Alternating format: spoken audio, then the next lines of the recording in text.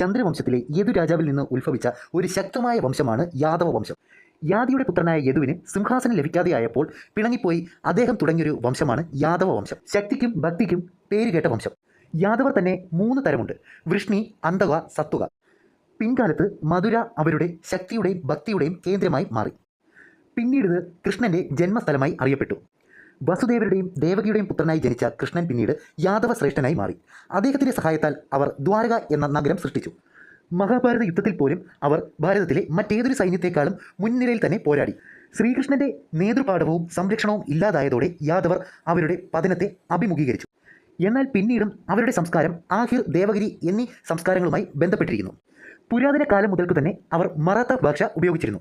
നമുക്കറിയാവുന്ന ശിവജിയുടെ വംശം, അതായത് മറാത്ത രാജവംശവും ഈ യാദവ വംശത്തിൽ നിന്നും ഉത്ഭവിച്ചതാണെന്ന് കരുതപ്പെടുന്നു.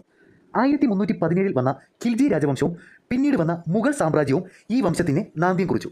എങ്കിലും ഗുജറാത്തിൻ്റെ പല ഭാഗങ്ങളിലും മഹാരാഷ്ട്രയിലും ഇപ്പോഴും യാദവ വംശത്തിലെ ആളുകൾ ജീവിക്കുന്നതായി കരുതപ്പെടുന്നു.